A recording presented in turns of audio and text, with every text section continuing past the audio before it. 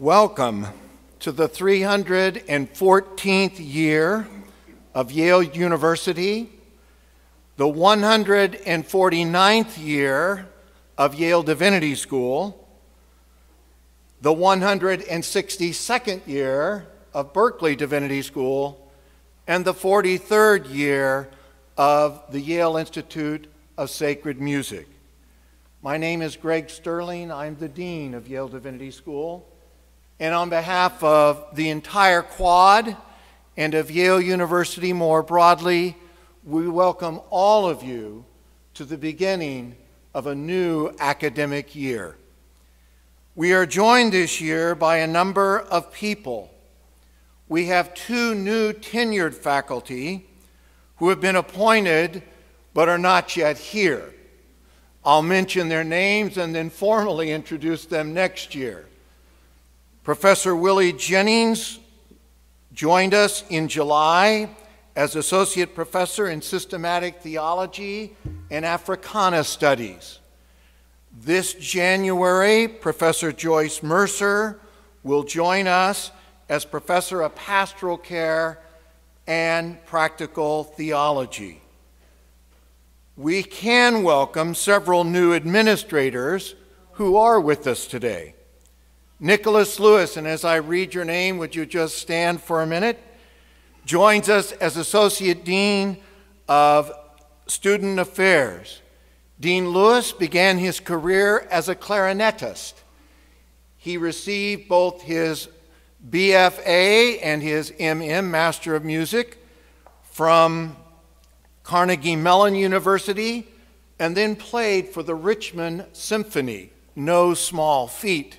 And I will just tell you, if you have a chance to hear him play in chapel, don't pass. He began his second career by coming to Yale Divinity School, where he once again distinguished himself, serving as president of the Student Council and as secretary of the Yale Black Seminarians. After graduation, he served as assistant dean of the College and Community Life chaplain at Bard College before we persuaded him to return home. We welcome you, Nicholas.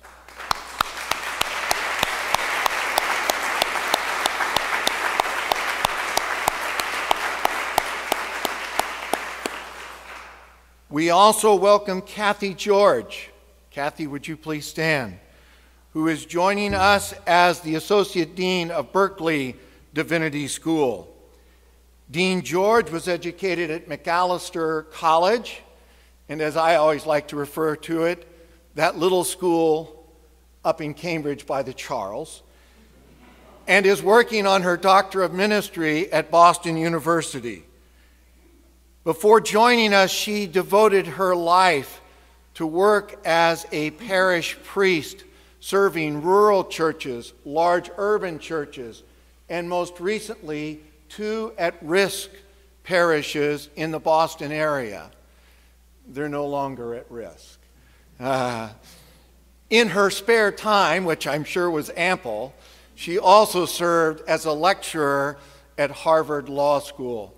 We welcome you, Kathy, and are grateful you're joining us.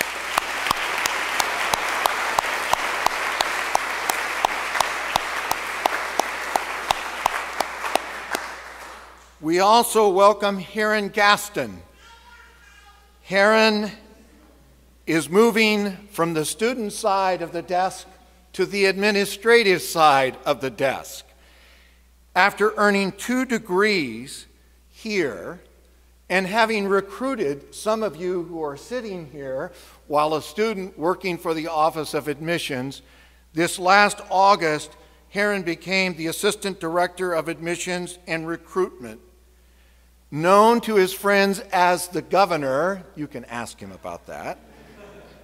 He is a prolific author in his own right. If you follow the Huffington Post, you will see some of his articles posted there.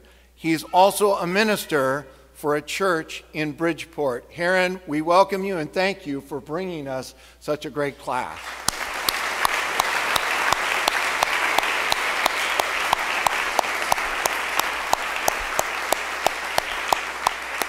I'm not going to introduce by name other staff who are new this year, but I want you to please stand because some are in the audience, and let us give you a round of welcome applause. James, I can see you, so I know you should stand. Any others who are here, back over here? Yes, great. So we want to welcome all of you here. Thank you.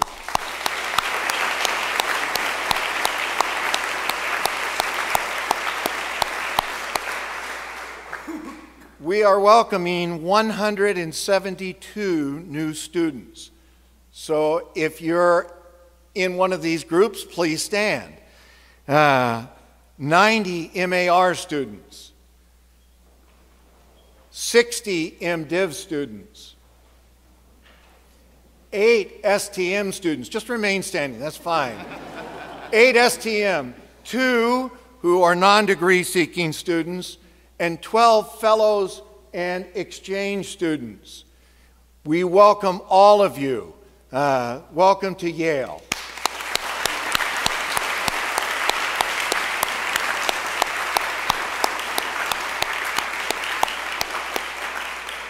For the benefit of the larger audience, I should just give you a little snapshot of these people.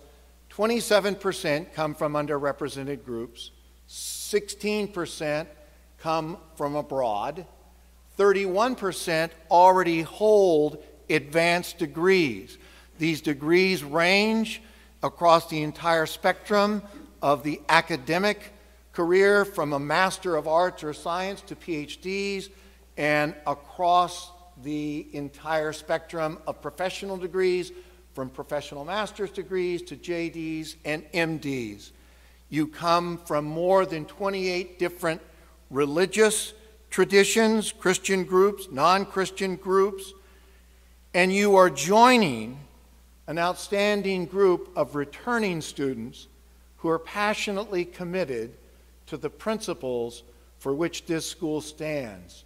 We hope that you will experience a commitment to faith that nurtures your souls, a challenge to your intellects that will stretch your minds, and a sense of this ecumenical community that will provide genuine friendships. Welcome. I also want to recognize 2 women whose lives touch all of ours, even if you don't see them on a daily basis. Emily Bakemeyer, Deputy Provost for the Divinity School and Dean of Faculty Affairs for the Faculty of Arts and Sciences, is an invaluable resource and partner in the Provost office. So when things go smoothly with the upper administration, generally Emily has had a hand in it. And we thank you, Emily, for all of your support. And last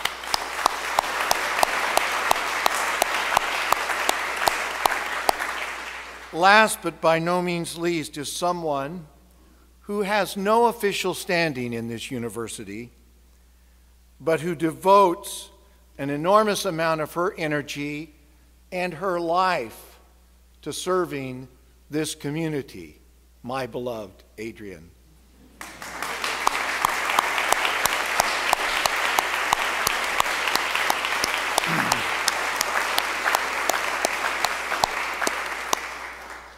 We are exceedingly grateful today.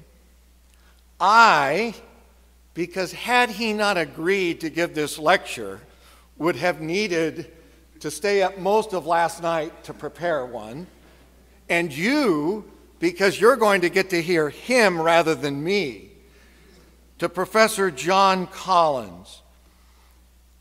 Professor Collins is, to put it simply and uncontrovertibly, one of the most distinguished scholars of Second Temple Judaism in the world today. No one can work in this field without reading some of his more than 20 books. And I won't tell you about all of his articles, etc. But he combines prodigious learning, a prolific pen, and a great sense of Irish humor. We thank you, John, for your lecture even before you give it. Well, we're looking for wisdom, aren't we? Professor Collins' generosity is due, as your program indicates, to the tragedy that Chris Wyman and his family experienced this last weekend. Professor Wyman's father died suddenly and unexpectedly in Texas.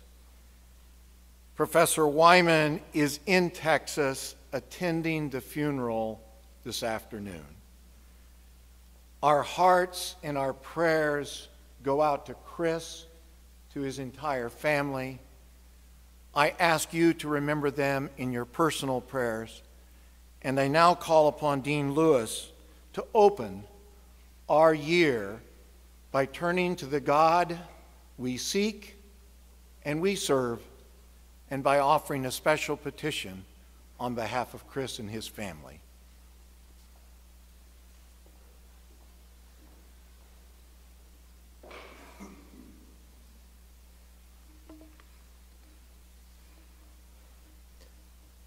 Please pray with me.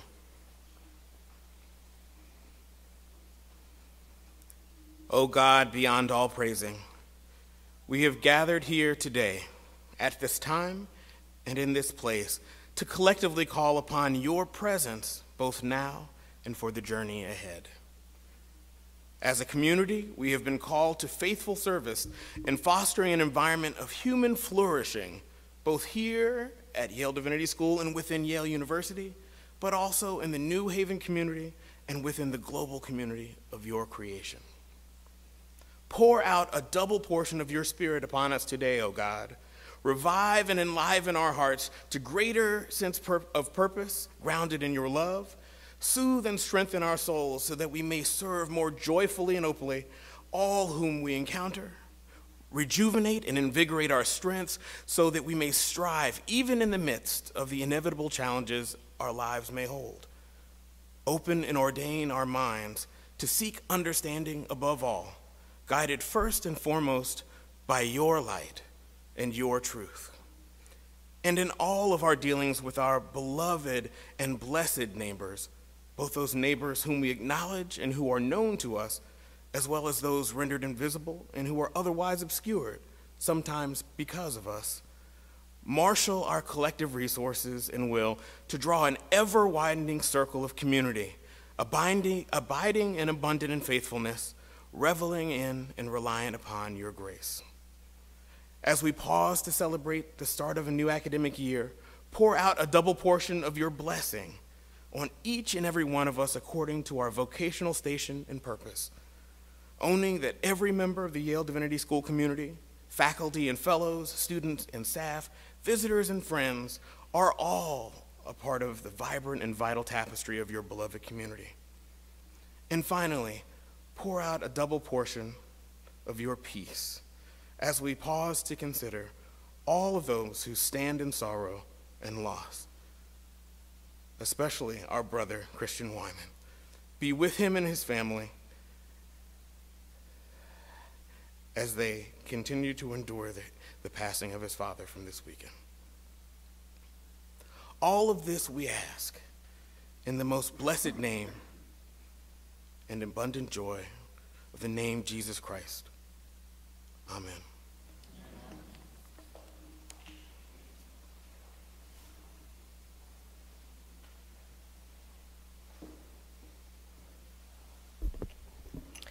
A reading from Proverbs chapter 8, verses 1 to 11. Does not wisdom call, and does not understanding raise her voice? On the heights beside the way, at the crossroads she takes her stand.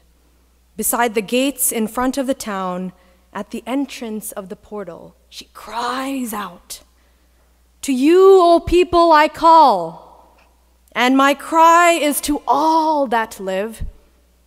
O simple ones, learn prudence. Acquire intelligence, you who lack it. Hear, for I will speak noble things.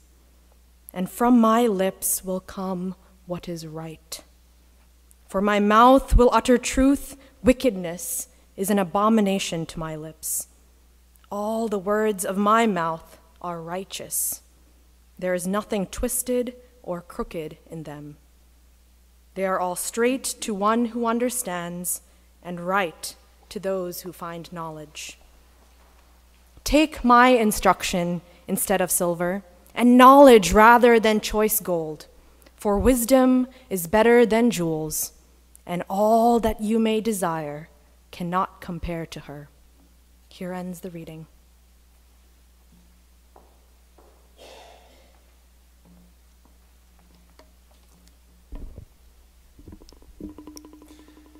You are the light of the world. A city built on a hill cannot be hidden, and no one, after lighting a lamp, puts it under a bushel basket, but on the lampstand, and it gives light to all in the house. In the same way, let your light shine before others, so that they may see your good works and give glory to your Father in heaven.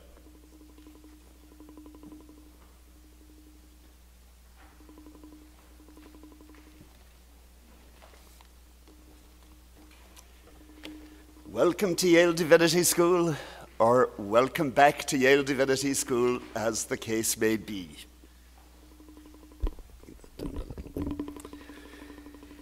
At the start of another academic year, it may be well to take a moment to reflect on why we are here, why here rather than somewhere else, and what we hope to accomplish in our time together here. These questions admit of many answers. For some of you, Divinity School is preparation for ministry. For many, it is preparation for doctoral study. For others, a stepping stone to assorted vocations, from law school to a park ranger, to take two recent examples. At least one past pupil of the school has run for president, even if you didn't make it. The fact that you chose Yale may have reasons other than the brilliance of the faculty. The vicissitudes of application and admission may have had something to do with your decision. It is even barely conceivable that someone was influenced by the prestige of the institution. You may be inclined to measure your accomplishment here by whether you get a job at the end of it, or are admitted to a good doctoral program. But for today, I want to reflect more on the educational and vocational aspects of your time here, and to think in terms of broader goals that will affect the kind of persons we will be for the rest of our lives. When Dean Sterling asked me to give this address, I found myself thinking back to my own years as a master's student in another time and another place. Like many of you, I was preparing for doctoral study, and I was also a seminarian, although I was not subsequently ordained. The system was a bit different from what you will encounter here. The master's program involved a lot of ancient languages, but it did not involve coursework, and so I was free to explore at my own pace. At the same time, I was auditing courses in philosophy at the university to satisfy a requirement of my seminary program. What made the situation rather idyllic was that I did not have to take exams in philosophy. And so here again, I could read widely, whatever engaged my interests, without being held accountable to meet anyone's expectations. Whether this made for a better or worse education than what you will receive here, I do not know. It had some shortcomings, and it also had some great advantages. I look back on those years fondly as the time of the greatest intellectual freedom I have ever enjoyed. Graduate education, for better or worse, forces one to specialize. In the Irish educational system, which was essentially the same as the British educational system, we specialized already as undergraduates. So this was my opportunity to get a broad liberal education, and I made the most of it. You may not find that you have quite as much freedom here. We do have fairly demanding assignments and requirements, and I do not mean to suggest that if you find yourself in one of my Bible classes, it's okay if you disregard the assignments and read poetry instead. But I do think it is important that your intellectual horizons be broader than whatever your official subject happens to be. And you will probably have more freedom to read and explore a range of subjects in your time as a master's student than you will ever have again. There is a lot on offer at this university. You can only sample a small fraction of it, but you should avail of what you can. In the taxonomy of the university, the Divinity School is a professional school. The designation is somewhat anachronistic. Preparing students for ministry is certainly an important part of the work of the school, but it is only one of many things that goes on here.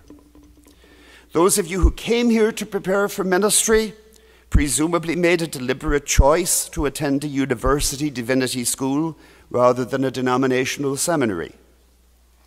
As a result, your preparation will take place in the broader context of university education and all the kinds of secular learning that go on in a university.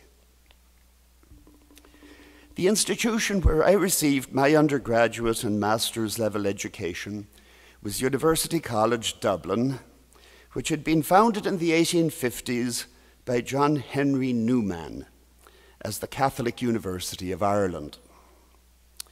Newman, in his time in Dublin, wrote a tract, originally a series of 9 lectures or discourses, on the idea of a university, which remains one of the most influential attempts to formulate the ideal of university education. Newman was a rather conservative Victorian gentleman and quite elitist, and many aspects of his tract now seem dated. But he also had some ideas about the aims of education that remain very much worth thinking about. For Newman, it was important to enlarge the range of studies which a university professes, even for the sake of the students, and though they cannot pursue every subject which is open to them, they will be the gainers by living among those who represent the whole circle. People who engage in different lines of inquiry are brought by familiar intercourse and for the sake of intellectual peace to adjust together the claims and relations of their respective subjects of investigation. They learn to respect, to consult, and to aid each other. What emerges from this is not just expertise in one subject or another, but a habit of mind which lasts through life, of which the attributes are freedom, equitableness, calmness, moderation, and wisdom. This, then, wrote Newman, I would assign as the special fruit of the education furnished at a university, as contrasted with some other places of teaching. The lasting value of education lies not so much in knowledge acquired as in the training of the mind, the clear, calm, accurate vision and comprehension of all things that allows people to make good judgments. In other words, a university should impart not only expertise, but wisdom. This was perhaps a utopian ideal, and the university he founded did not necessarily live up to it, but it did at least pay lip service to it. While Newman was not necessarily a great champion of diversity, he saw the educational value of exposing people to a range of opinions and of scholarly or scientific methods. There is an old saying that he who never travels thinks his mother is the only cook. Equally, one who never ventures outside the confines of his or her own faith community or intellectual tradition is unlikely to appreciate or have a sympathetic understanding for other points of view. Also, quite progressively, Newman appreciated the fact that much of the education of students comes from conversation with their peers. Our admission system may not be quite as elitist nowadays as it once was, but you're still a pretty intelligent group of people. I hope. I was on the admissions committee. Dining hall conversation is an integral part of your education. Newman was critical of over-specialization and of the fragmentation of knowledge. He was also critical of utilitarianism, the view recently canvassed by the US government that the value of an education can be measured by the salaries of the graduates. He thought the important thing was to instill what he called a philosophical state of mind. He has been criticized for this. No doubt a philosophical state of mind is a good thing, but most people also have to think about making a living and gear their education accordingly. Nonetheless, I think few would deny that modern education is sometimes too utilitarian. Alistair MacIntyre said that the economic crisis was brought about by some of the most distinguished graduates of some of the most distinguished universities. People with brilliant technical skills, but lacking moral vision, or the wisdom or ability to think about long-term ends of human activities. For Newman, the understanding of long-term ends was supplied by theology, and he argued strongly for the inclusion of theology in the university. His conception of theology would surely be contested in any modern university, but he had a point. The kinds of issues raised in theological discussion, especially moral theology, are all too often absent in professionally oriented education. But while Newman argued for the relevance of theology to the university, he also argued for the relevance of the university to theology. Theology should not be studied in isolation, but in the context of the human sciences and human knowledge. In 19th century England, Newman had to argue for the relevance of theology to the university. It was not always so. Theology was regarded as the queen of the sciences in medieval European universities. In America, a major reason for the founding of the first universities was the need for an educated clergy. Yale College was established for the educating and instructing of youth in good literature, arts, and sciences, that so by the blessing of Almighty God, they may be better fitted for public employment, both in church and in the civil state. The memorandum of the trustees construed the founding of the college as part of the task of propagating in this wilderness the blessed Reformed Protestant religion, not only to the descendants of the colonists, but also to ye barbarous natives. Roland Bainton observed that the school was not to train men, women wouldn't be included for a long time, solely for the ministry, but also for the magistracy and other civil tasks. But nonetheless, the original college looked a lot like a divinity school, with daily reading of scripture. From an early time, however, the library included works of philosophy and natural science by such luminaries as John Locke, Robert Boyle, and Isaac Newton that were not theological in character. The establishment of the Divinity School as a separate institution in 1822 came in the wake of the separation of church and state in 1818. Bainton comments that there was not much left to separate, as the state had grown independent of the church for some time. It was, in any case, the era of establishment of professional schools. The Divinity School was the second professional school established at Yale after the School of Medicine, but 6 other divinity schools had been established before it. Prior to that, ministers had been trained by an apprenticeship system.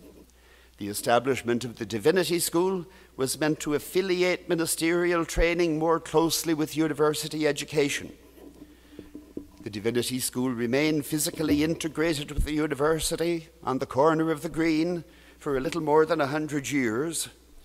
The move to the Hill on Prospect Street came as part of a renewal of the Divinity School. Bainton notes that the old buildings on College and Elm had become antiquated, and that the site was desired by the university for Calhoun College, whose name has recently become controversial, since it was named for a former vice president and senator from South Carolina who was a supporter of slavery. The present location of the Divinity School is not without its symbolism. It is part of the university, to be sure, but far enough away from the main campus to make students or faculty think twice about going back and forth. In fact, we tend to waver between two poles. It would surely be a pity if anyone spent 2 or 3 years here without taking any courses at the university downtown. Conversely, we do not want the Divinity School to be merely a backdoor to the university. We have our own academic community, and we want our students to have their primary academic life here. There is need for a balance, and most students, I think, find this easy enough to negotiate. Up to this point, I have mainly emphasized that the Divinity School is part of the university and encouraged students to avail of the university context.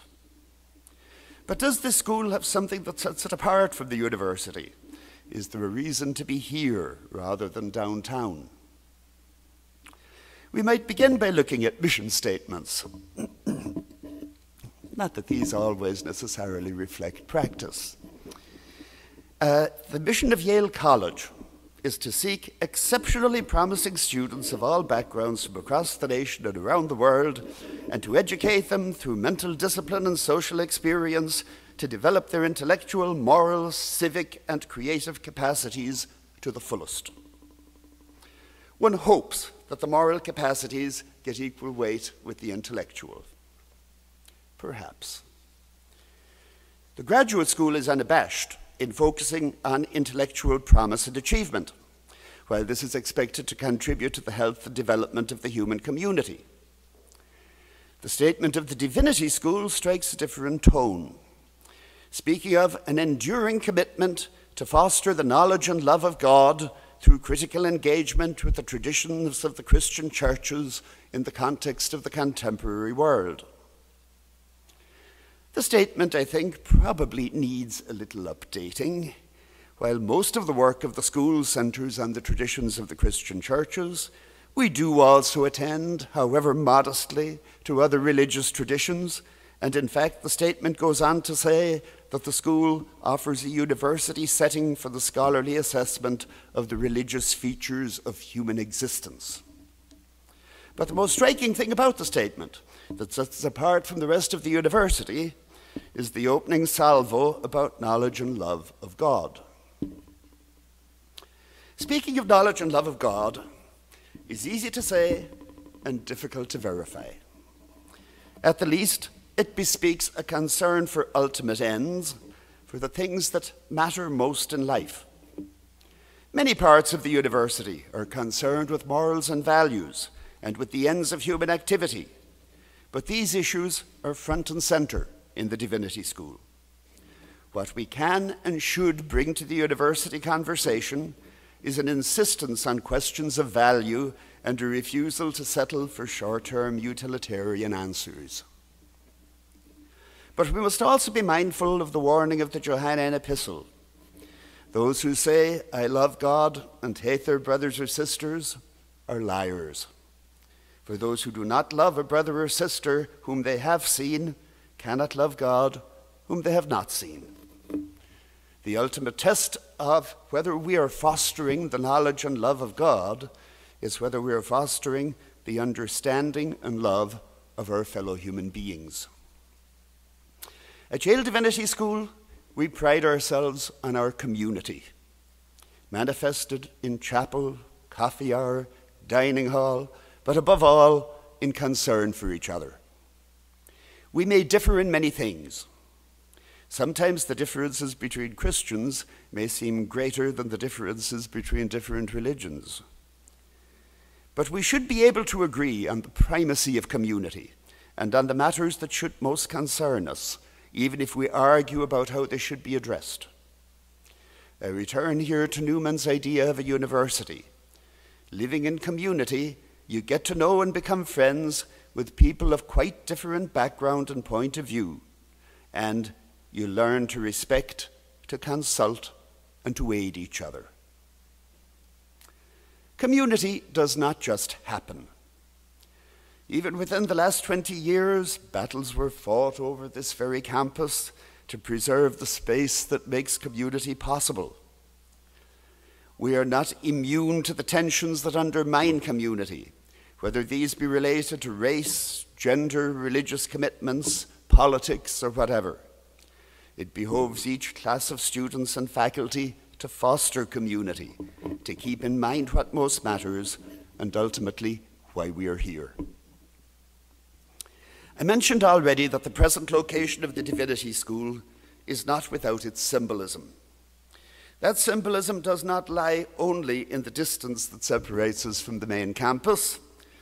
It also lies in the hill. The dome of the chapel catches the eye even when one is on the freeway driving over the Kew Bridge. It is a conspicuous location. We may not be a city built on a hill, but we are a community built on a hill, one that represents to the university and to the world at large what it means to be engaged with religion, and especially with Christianity. As the gospel says, a city built on a hill cannot be hid. Go forth then, and let your shine light among others, so that they may see your good works and give glory to your Father in heaven.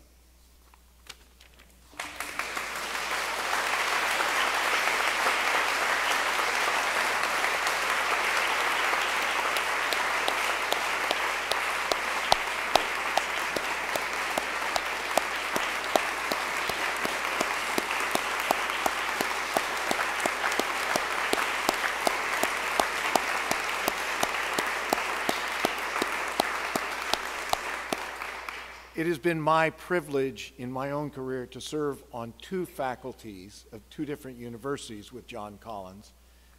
And even though we're not in the same subdiscipline, to belong to three professional societies together with him. And I must say, John, that I think you captured in your own inimitable Irish way what this school is about. And we're glad you drank from the well of wisdom. Thank you very much. After we're dismissed with our benediction by Senior Associate Dean Jennifer Hurt, we invite you just to remain until the faculty process out, and then we have a reception for all in the common room, and invite you to come. I apologize if you're watching online. You'll have to do this virtually. Maybe you can have a glass of wine at home. We'll have one in your honor here. But we invite all of you to join us for some refreshments and for a chance just to relax for a few minutes before classes begin in the morning. Dean Hurt.